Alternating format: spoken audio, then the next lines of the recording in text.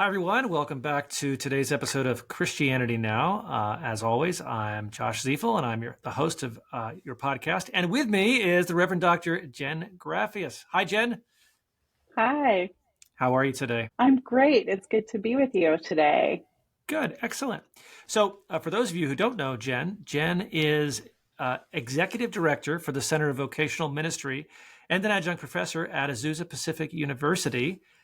She has an MDiv from Princeton Theological Seminary, which is where her and I first met, and a Doctor of Ministry degree from Duke University, Divinity School, the Divinity School up there at Duke Div. I'm just saying lots of words now, too many. And her DMin dissertation, Doctor of Ministry dissertation, was entitled Transformational Mentoring for Ministry. So I look forward to discussing all sorts of things connected to mentoring with her today.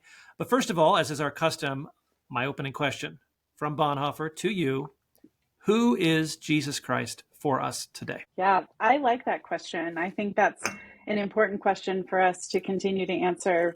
I would say that the answer hasn't changed, that Jesus Christ is still our Lord and Savior, and that we never stop needing Jesus. So no matter how intelligent we get and how strong we get and how technologically advanced we get, at the end of the day, we never become the Lord and Savior. So Jesus always remains at the center. And I think actually that's the heart of a flourishing ministry posture, is knowing that Jesus is Lord and Savior, and we are not. So yeah, good wisdom there. Good wisdom there. So you are Executive Director of the Center for Vocational Ministry. What does that job entail? What do you do on a day-to-day basis? What are you responsible for there at APU? Well, I think I have one of the more fun jobs out there, because I get to oversee a number of divisions that all relate to people discerning calls into ministry and those who are in ministry. So we work with high schoolers who are just beginning to ask the question of, what has God created me to do, and who has God created me to be? And then we work with our current students who are graduate and undergrad students who are pursuing degrees, heading toward ministry, but also a lot of mentoring and asking the question of, is vocational ministry the direction, or is there another path that God is leading you to? And then we work with pastors. We're doing a preaching initiative, working with congregations and their relationships with their pastors. Okay. We're asking the questions just about what does it mean to flourish in ministry from the time you're discerning a call all the way through. Yeah. So in your role, you are helping lead those initiatives, coordinate all of this, bring all of these things together. So that's a lot to be doing, and but it's exciting. I mean, yeah. Of all those programs, all of which sound great, is there one that really is like the closest to your heart, the one that excites you the most? Well, I feel like I can't be biased in that, now that I kind of have to oversee all of them. But I think the one that has been most special to me, if I had to pick one, is our Vocare program, because that one was really like my baby. We built that from the ground up, and that's where we work with our current students. And it's just such a gift to work with college students. They are at such a unique part of their journey, and I just love that. So I've seen a lot of squirrely college students grow up to be pastors, and it's just been a real gift to me, actually. Before you were at APU, Azusa Pacific, had you done youth ministry or college age ministry before that, or is this relatively new to you, working with college age students? Yeah, right out of seminary, I was the director of student ministries at a Presbyterian church here in the town I grew up in, which was an interesting experience. And I did that for 5 years. And then I thought I was transitioning out of student ministry. And then I just found that I've continued to work with students in different capacities through higher ed. I was the director of chapel at Fuller for a while. And so student ministry has kind of continued to follow me in my journey. So, and I'm not mad about it. I really enjoy it, actually. No, I'm not either. For you or for me. I mean, my story a little bit. It's similar. I mean, I I ended up being a youth pastor while I was a PhD student at the seminary when I was working my doctorate there. And then I've basically, when I came to teach at the university here, it felt like I was seeing my youth group age kids, but just the next year when they went to college, and I got to interact with young people that age. And Yes. it's been a blast. Like I'm actually, I was just down at our coffee shop, and our denomination is our local regional network of the denomination has its annual conference, and they've sponsored students to be able to go to this conference this year, and we couldn't get rooms at the Mm. hotel, so I've rented a big Airbnb for all of us, and we're all gonna Oh, like yes. it's gonna be a blast. So um and I mean, there's something about it. I mean, yes, all people are great, but I get more energized about working with college age students, I think, than probably any other demographic. There's just, I I love don't know, it. the potential and the energy begins to match the reality and the opportunities in their life. I mean, when you're 13, you have a lot Yes. of potential, but there's not a lot of avenues. But when you start to get into college age, it just branches out into all sorts of possibilities. So yeah, Yeah, yeah. it's great.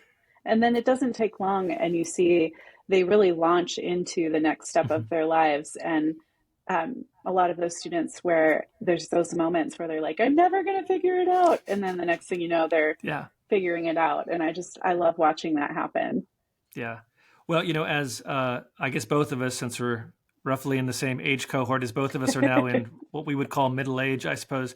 I've had the experience of being here at Northwest 12 years, and students of mine that have been students of mine are in full time ministry. They're doing the work that they came here to study for, which should not be surprising because that's what they were here preparing Right. for. But it is a little surprising when I begin to realize, oh wow, I've been able to be a part of their story and be now have a kind of role in their life that's a lot of fun. So Yeah, yeah, I love it. yeah. So I want to dive deeper, maybe in a little bit of that direction. I want to talk generally about mentoring today, which is your research, your project, your work for your Doctor of Ministry dissertation, transformational mentoring for ministry. What ended up leading you to that particular topic to write about, to research, to engage with when you were at Duke? How did you end up there? It's kind of funny because I took a job at Azusa just as I was getting ready to start writing my dissertation. And Okay. so my role was almost entirely about mentoring. And so a lot of people were suggesting that maybe I spend my time writing about mentoring because I was engaging in it so much. But Hmm. I actually didn't think it was a smart enough topic. I'm doing a DMin at Duke University, and I'm Yeah. like mentoring just felt like such a elementary topic. Hmm. Um, but the more I dove into it, the more I realized that it's actually like there's a lot of really good research out there that points us toward the benefits of mentoring, and also it like some of those practical topics I think we take for granted in the church because mentoring is like one of those words that we throw around so much that Hmm. it almost doesn't mean anything. And so I really decided that I wanted to develop a, a true philosophy of mentoring in my process, in my writing process. So, uh, and all of this kind of came together because I was reading one of Will Williman's books, and he talked about the origins of the term mentor. And I realized I actually didn't even have any clue where the term came from. And so, Ooh, uh, you just set that up. Can you tell us where that term came from? Because I don't, yes, does it come, is it connected to the word like from mental or mental, or is it very different? I don't know. no, it's very different. And it Okay. actually kind of like when I learned this, it sent me on a journey with the topic that it actually drove my whole dissertation. It actually drove my whole dissertation. And so I so mentor is actually a character in Homer's The Odyssey. Oh. And so when King Odysseus was getting ready to go to the Trojan Wars, Hmm. he needed somebody to oversee his household, and in particular, his son Telemachus. And so his trusted companion mentor was the person that he named to oversee his whole household. And so, and I didn't even remember this. I read the Odyssey when I was in high school, I did not remember You this, know, I just but it's recently there. listened to it in the last couple of years, like an audiobook, which was weird, but in the car. But I don't know if I remember that at all. Yeah. So that's actually where the term comes from, is Okay. from the Odyssey. And what I think is really fascinating, and this is kind of setting up for like what I think about how mentoring can be transformational, Hmm. is that mentor was never a king himself, but Okay. he's the person that the king chooses to equip his son to become the next king of Ithaca. Yeah. And so I think there's something really interesting in that. And it actually like paves the way for what I think about what makes transformation, what makes mentoring transformational versus Yeah. like more of a what I would call a duplication model of mentoring. Yeah, it's interesting what you said about mentoring kind of seeming like, oh, I need to thought about something more intellectual than mentoring, But I had a similar relationship with leadership like stuff, leadership books. And, I was a historian, studying for MDiv at Princeton Seminary. I'm like, I don't, leadership is just, it's all lightweight. It's not important.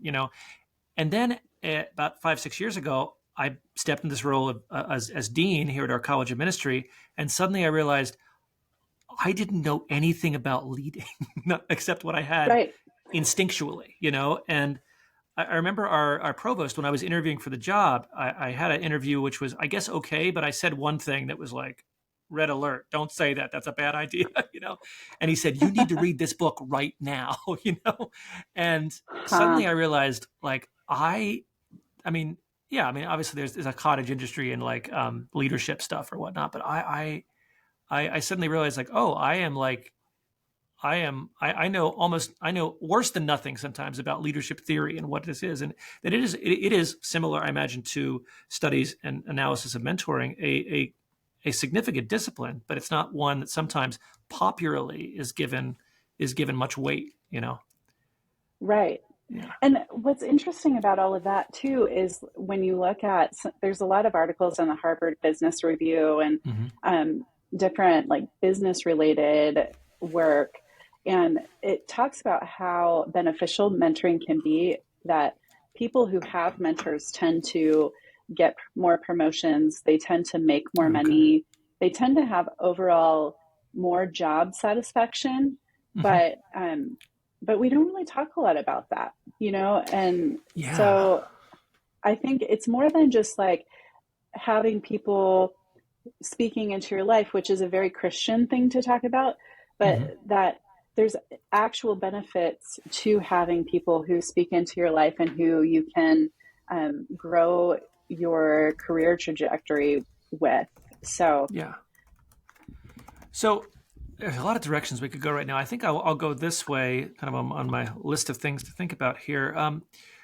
Transformational mentoring. I mean, I know what transformation is as a concept. I know kind of what mentoring is, but obviously, by putting that that modifier in front of mentoring, you're probably, my guess is you're discussing a very particular kind of mentoring, or mentoring with a very particular goal. Is there? I suppose I have two questions. What is transformational mentoring, and how would you distinguish it from regular mentoring or other kinds of mentoring? Like what's going on there? I guess with that. yeah, that's a good question. I think if mentoring is done well, it Hmm. actually all should be transformational. Okay. Um, and I think that there's different ways that it can be transformational in the life of a person. But what I really kind of want to push back on is the myth of when you mentor somebody, what you're trying to do is duplicate yourself in them. Okay. Yeah. It kind of takes the mentor out of the center of the story, and Hmm. really, in my opinion, puts God at the center of the story and invites Yeah. that transformative work of the Holy Spirit in the life of a person to call out Hmm. the gifts in that person and to allow them to become more fully the person that God has created them to be. Yeah. And I felt like a lot of the mentoring models that I was reading about were more like go and find somebody who's doing what you want to do and then imitate them, which is fine. But I don't think that transformational power is really there when you're trying to duplicate somebody over and over again.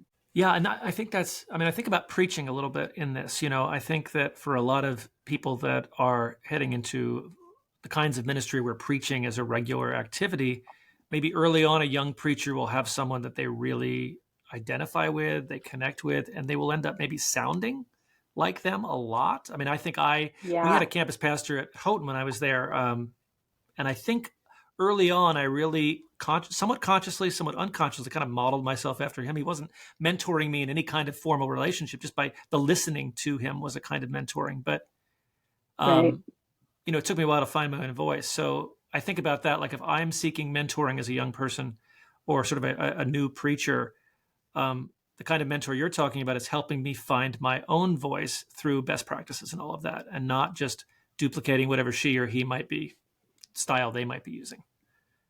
Right. And Yeah. so I think that the weight of responsibility in that scenario is really on the mentor versus the person who's being mentored, because I think that that's a pretty natural thing when you're young and you're growing and you see somebody who's really impressing you and all of that. That's where, so I spend a lot of time in my work talking about the formation of the mentor, Okay. because I think that part of the transformational work is allowing God to work through you as a mentor, but also understanding that the end game, like in the original story of Mentor from the Odyssey, Yeah. is that the person that you're working with becomes king, and then you kind of fade into the background after they've grown into the next step that you're bringing them to. And so I think that there's a lot of um, we have to be postured as mentors to expect that people will not meet us forever. And Yeah. I think that that's something that can be challenging in a mentoring relationship. That is interesting because, from time to time I have had, although not recently, so I wonder what that says about me. But anyway, from time to time I'll have someone say, I want you to be my mentor. And of course, I never know what that means when someone asks me this, because sometimes they have in mind this very formal thing that something in my being just kind of eschews. I'm like, can't we just talk? Can't we just meet for coffee every now and then and talk? Like, and then sometimes I think you just connect with some. But then I remember once talking about preaching again. We had actually he's doing Young Life now and working part time here at the school. He graduated from Northwest from our school, and this kid is just a storyteller. Like he has the art; it's Hmm. just built into him. His gift is telling stories, and I thought, oh, there is some potential for speaking and preaching in some amazing ways. And so I just said to him, Aaron, come meet with me. I want to talk to you. Do you want to talk about preaching? I would like to help you think through that a little bit. And actually, it didn't end up lasting for a lot of times, but I wanted to kind of, first of all, encourage him in that. And second of all, not a lot of times have I felt compelled to kind of reach out to somebody like that. Right. But I guess I don't know exactly what my question is here, but there seems to be a lot of perceptions amongst those who wish to be mentored about what they want from a mentor. And Right. for someone like myself, who is, or yourself, or anyone that's kind of a leader, someone who younger people might look to for different things for whatever reason or connect with, how should I, as a Christian leader, respond to a young person when they said, will you be my mentor? Because sometimes that's the question that comes Mm, just like that. Like, how do I or how do others respond to that? How do we begin to discern if that's a good idea? And then how can I help learn or engage or grow as a transformational mentor for them? yeah.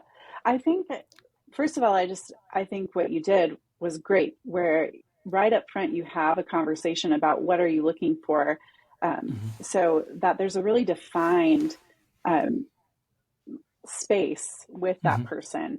And so a lot of the mentoring literature will talking about the end as you begin.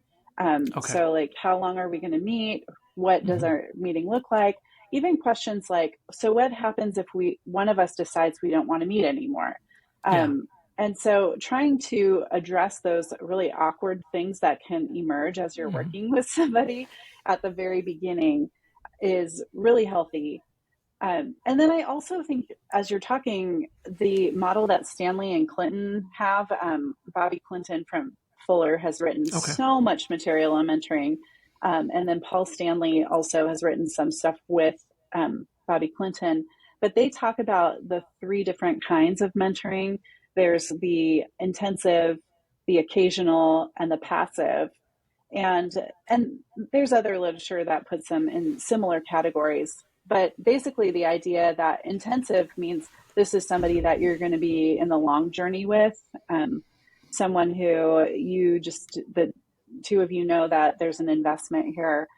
The occasional is more like if you're teaching a class for 12 weeks and you know that you have a student in that class and you're going to work with them during that period, but it's going to end within 12 weeks or something like that.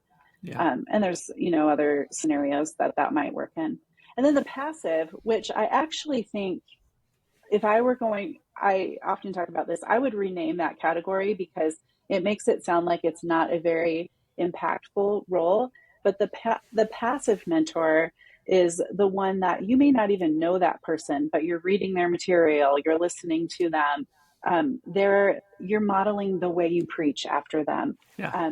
I would actually change that category and call it the influencer, because I think we've seen the rise of the influencer and the impact that the influencer has.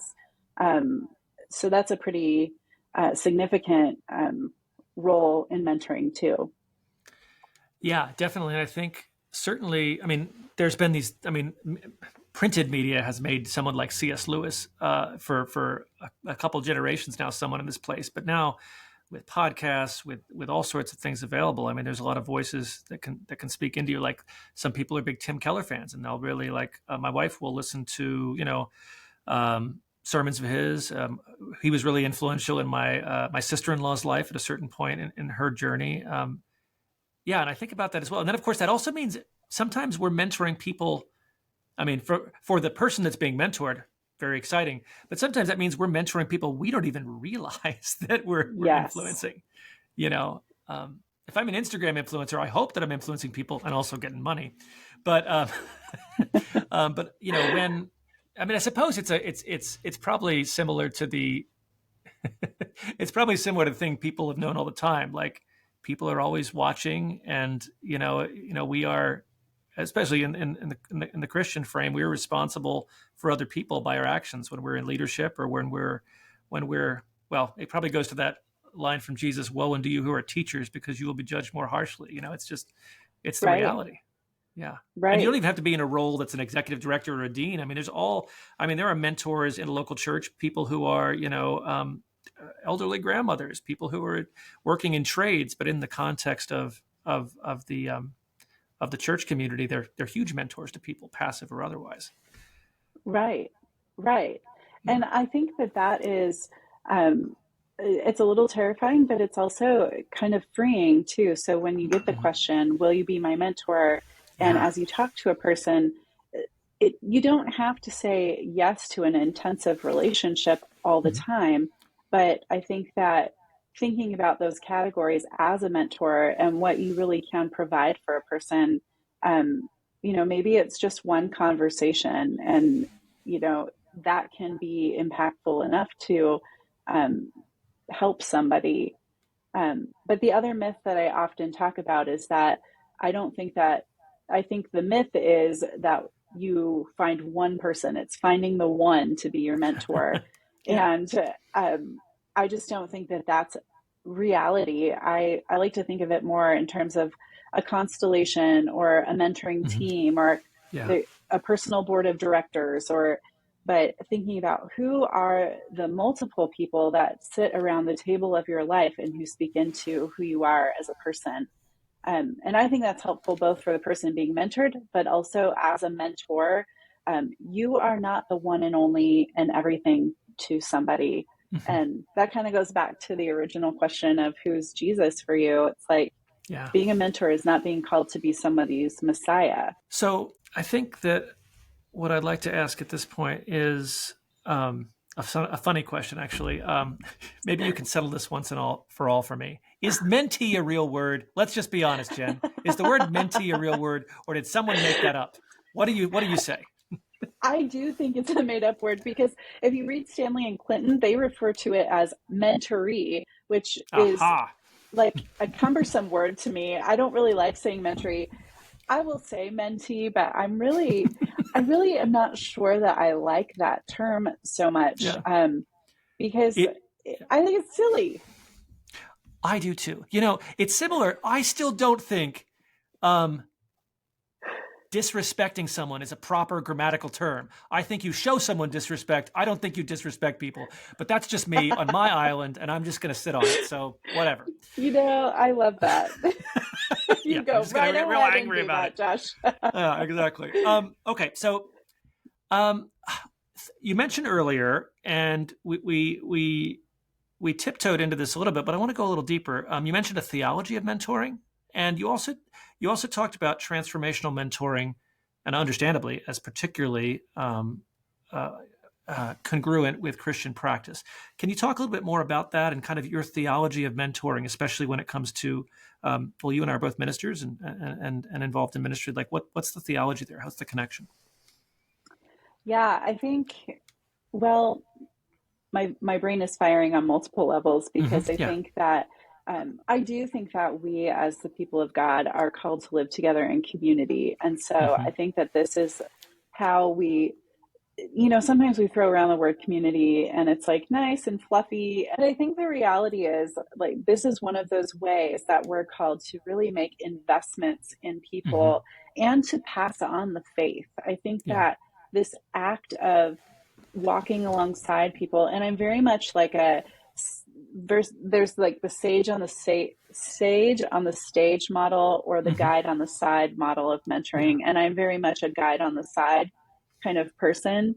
And I just think about it in terms of like walking, and there's people who join you on the journey for a while, and then they're done with the walk with you, and then they take a step off and somebody else joins you. Then there's other people who journey with you for a long time. Hmm. And so I think theologically, I think this is living out the call to love one another in ways where I think when we really think about what mentors do, they're advocates for the people that they're journeying with. They are, you know, they're listening ears. They're wise sages who offer advice, and um, and then sometimes it's also that moment where you let the person go and take the next steps without you. And I think all of this is modeled really well in scripture as we even see Jesus and how he trained the disciples.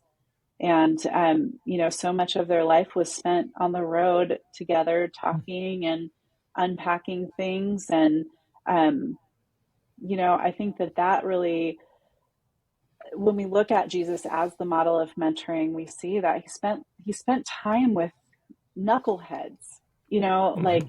he tried to get his disciples from being like really intense knuckleheads to like, okay, they can at least like do a little bit, to like then entrusting them to spread the gospel into the ends of the earth. Yeah. Um, and so that is, Hmm. I don't have like a nice clean theology of mentoring so much as like I think it's a deep investment in people, and it's truly a privilege too that we get, so that we don't hold all the things that we learn along the way just to ourselves, but we pass it on to the next Hmm. generation. Okay, a question for you. This just came to mind. I do not have the context in mind, nor do I have the Greek in front of me, but here it is. I mean, Paul, I think, says, imitate me as I imitate Christ. Now, there, it's very interesting because obviously Paul's saying Christ is the important one, but imitate me first. And for me, the language of imitation does imply a little bit more of a duplication type of thing. So I don't know if that's and certainly Paul and Timothy is the stereotypical kind of scriptural favorite kind of go to model for mentoring. So when the Apostle Paul Yeah. says something like that, does that run at odds with kind of what you're thinking about with transformational, or how would you hold those two things together? No, I don't think so. I mean, like sometimes I think I would love to sit down with Paul and have some conversations about what he did. I think really where I look is to Romans 12 that talks about do not be conformed, but be Okay. transformed by the Yes. renewing of your Yeah. mind. So Hmm. I think there is. See, I think there is a certain amount of imitation. I don't think that, we don't have to panic if, well, I like black olives and now all of the people I'm mentoring like black olives too. Like, Yeah. is that bad? Like, Yeah. whatever. I think what's more important is that even when Paul says, imitate me as I imitate Christ, that like we recognize as mentors that like sometimes we're pulled out of the equation and the people that we're walking with just need to imitate Christ, you Yeah. know? Yeah. And so I think there's been maybe an overemphasis on the duplication of Hmm. these Yeah. really like well-known leaders, and it's like I think everybody's a human, and the more that I do this work I realize how human I am, and I'm like I actually don't want people to try to model their life after me, Yeah. but um, to instead of so when I unpack Romans 12 and I think about that conform word, that really is just kind of like this image of shoving something into a mold Hmm. over and over again. So do not be conformed, but be transformed. And that's like a chemical change is happening. Something is totally brand new as the work of the Holy Spirit is, churning inside of a person and calling them to be exactly what it is that they've been created to be. So that's Hmm. that like metamorphosis language to me. I think mentors get to see that happening as God is really stirring gifts in people. Yeah. So this reminds me of in my office here, which none of you can see, kind of the other direction. But I got my wife helped me put this gallery wall together of some different pieces of art from places I've been and some things that are meaningful for me. But uh, this makes me think a little bit of two images on the wall. One is a picture of Luther in his pulpit preaching, and he's just pointing at Jesus on the cross, and then the other one is this. I think was an altarpiece. It's in somewhere in France that I got to go to this summer, and I think Karl Barth had a copy of this altarpiece on his desk. And it's a picture of John the Baptist at the foot of the cross, and what he's doing is again he's Hmm. pointing to Jesus. And that's not. I mean, I guess that's not about mentoring as such, but it once again kind of says, okay, I'm here, but really, there's more than me here. There's other things going on, and frankly, more important things going on than what I'm Right.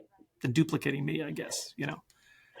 Well, and one of my favorite images of mentoring from scripture is really actually in the Old Testament with Hmm. Samuel and Eli in the call story of Okay. Samuel, where we see, I love that whole text. I think it's 1 Samuel 3, where it talks about the young boy Samuel is being raised in the temple with Hmm. the priest Eli in a time when the word of the Lord was rare.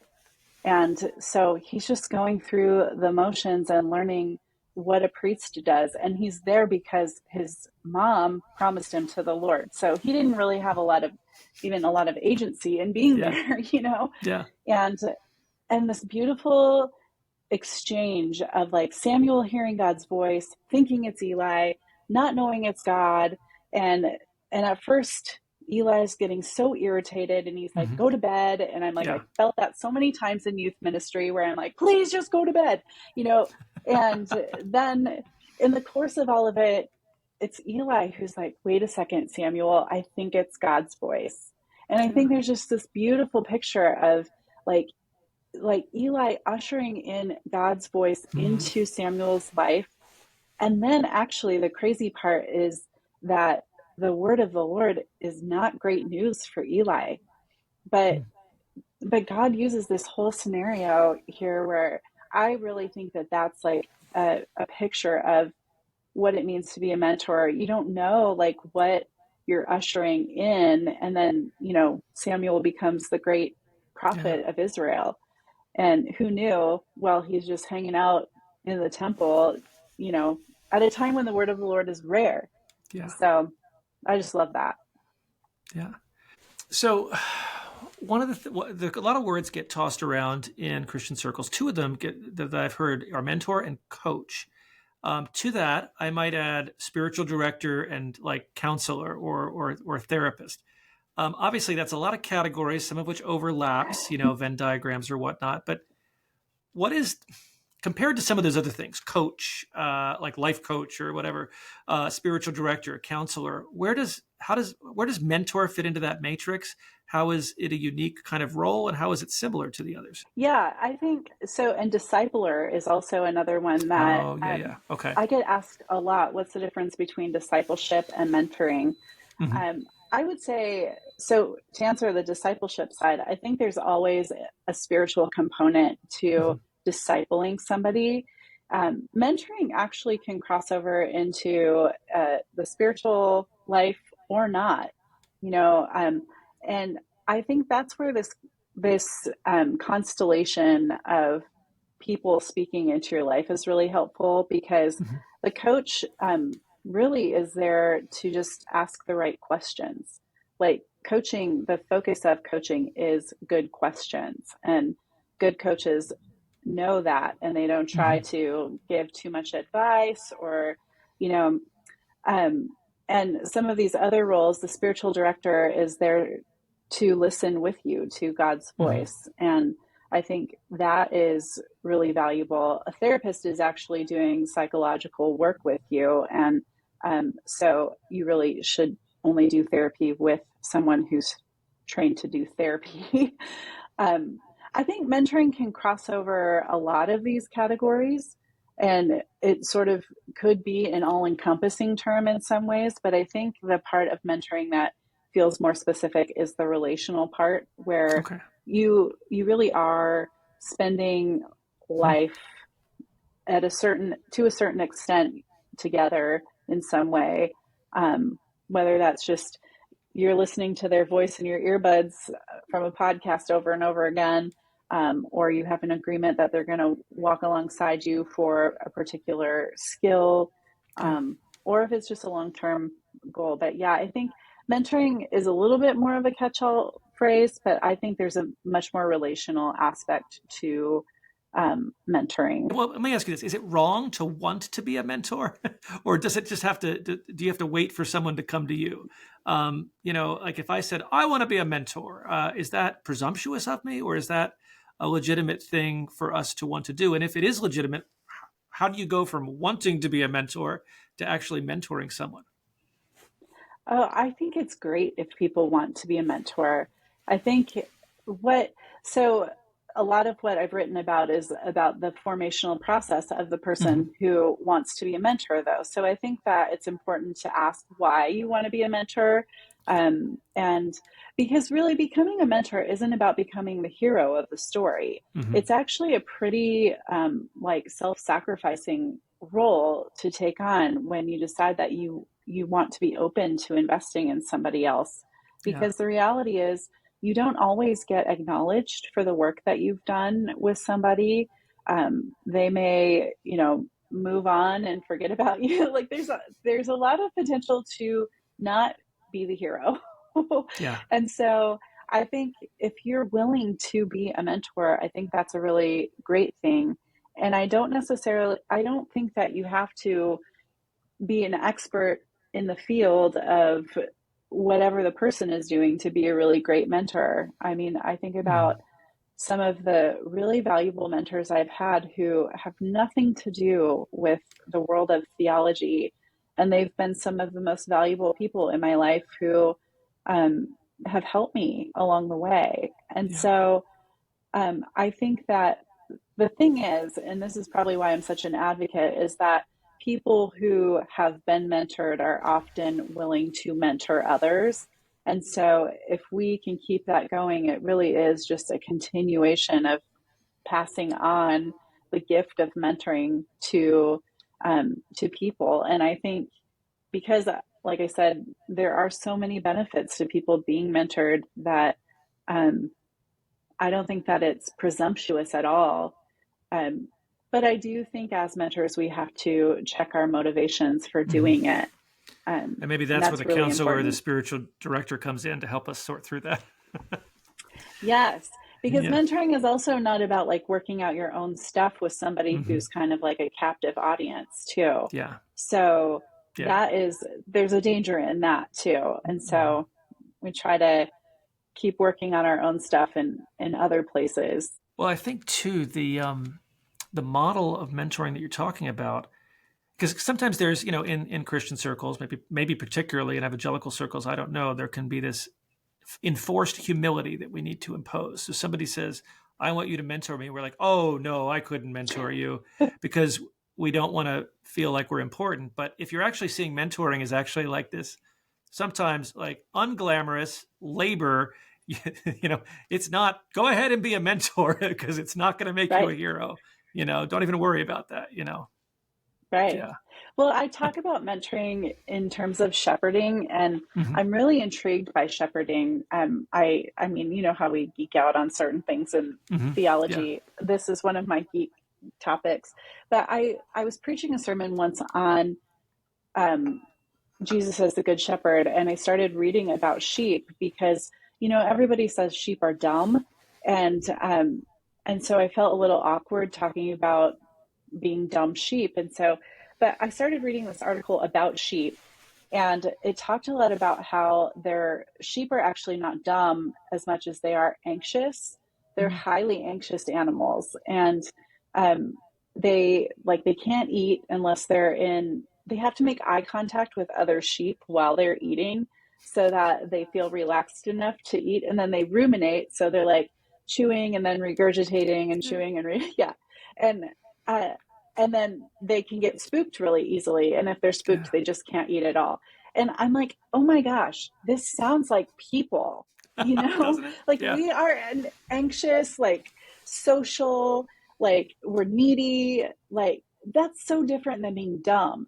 And then if Yeah. we think of mentoring in terms of shepherding, it's like these shepherds were called to deal with these very anxious animals, like schlep through fields of mud and muck, and it was a very ignoble vocation in scripture. So it's not glamorous at all. It's like this very rough call to take care of these very anxious creatures, Yeah. And so if we think of mentoring in those ways, it's like, yeah, it's you're going to deal with all kinds of stuff with people, and you might get the mess of the field all over you. But it's like, if you're willing to do that, that is a sacrificial love that in the end, I think is a great gift you can give to another person.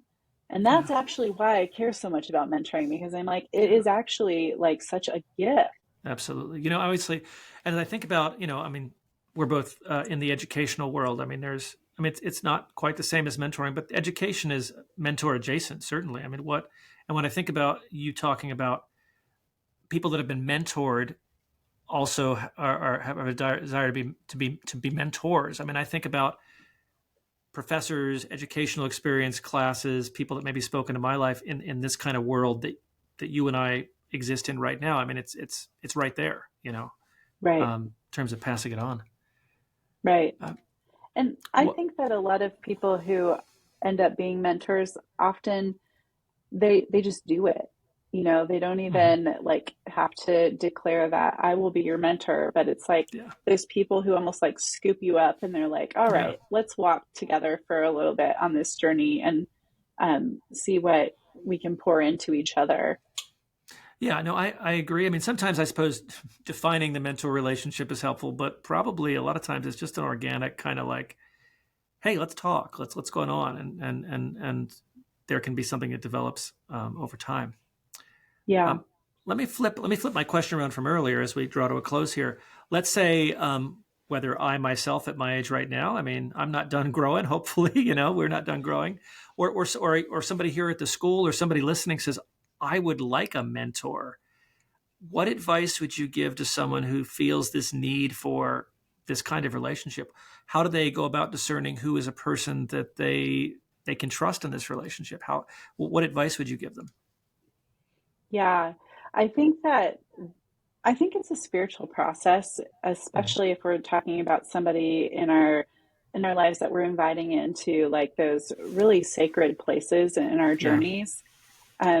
I would think about the circles that you're already in. Is there somebody who maybe comes to mind that is at your church, or somebody in your workplace that stands out as somebody who has the wisdom that they've gone a little bit before you in that. And I don't think that that necessarily means like chronological age. I think I've learned so much from the students that I work with.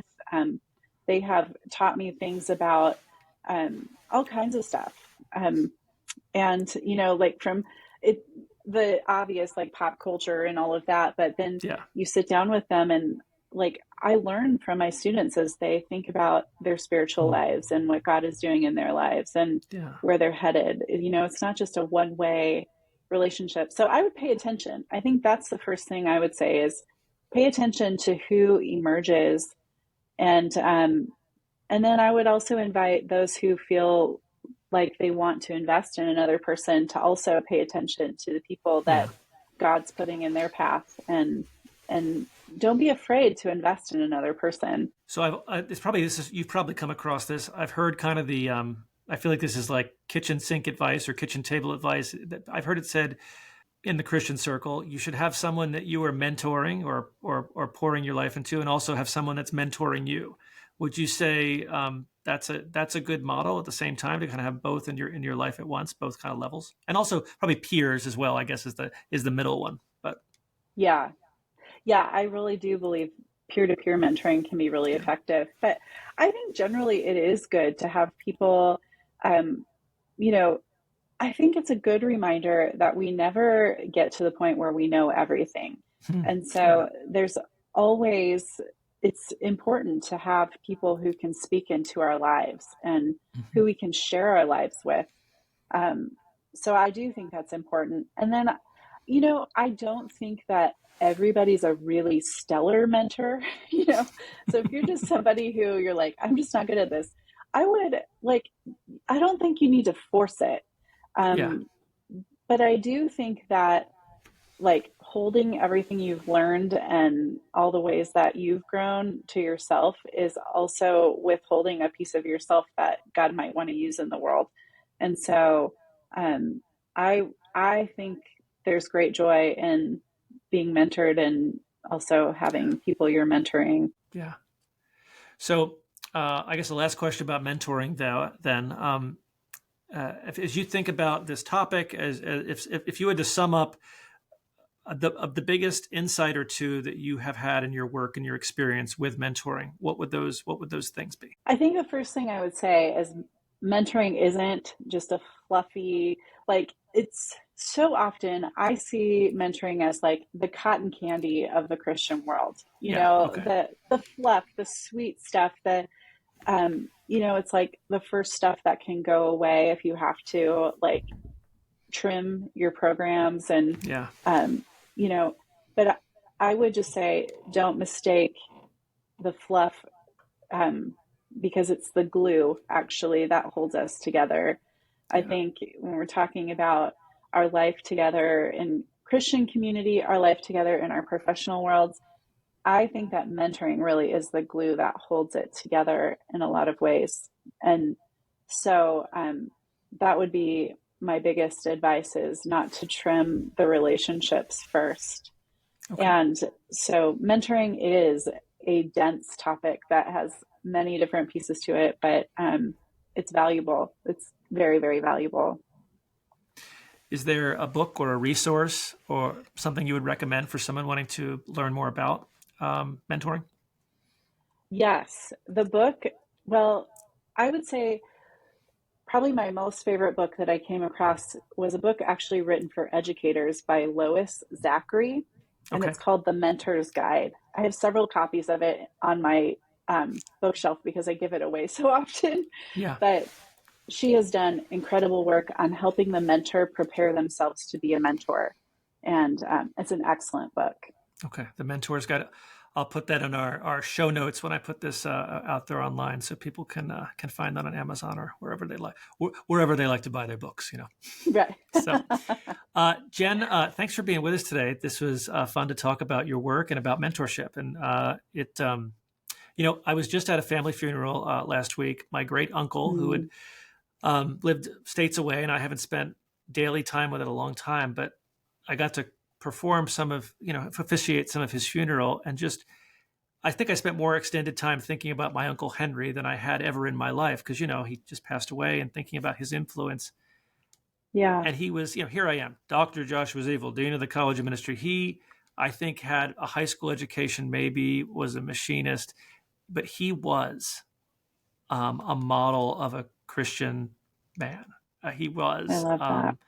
And just thinking about probably the passive or silent and maybe sometimes even the active influence he had in my life, and the way that gathering together to remember him Yeah. and carry on some of those things in my own life was a real moment, and a real something that I Mm, think is anyway. Yeah, it just came to mind as we were talking because it's fresh for me, but also just thankful that I had that experience. But then I do feel like, wow, am I just gonna keep that to myself, or am I gonna hopefully be able to be that kind of person for others and help them be wherever God is calling them to be? So right. yeah, yeah. Thanks. Well, So thank you for this. Yeah.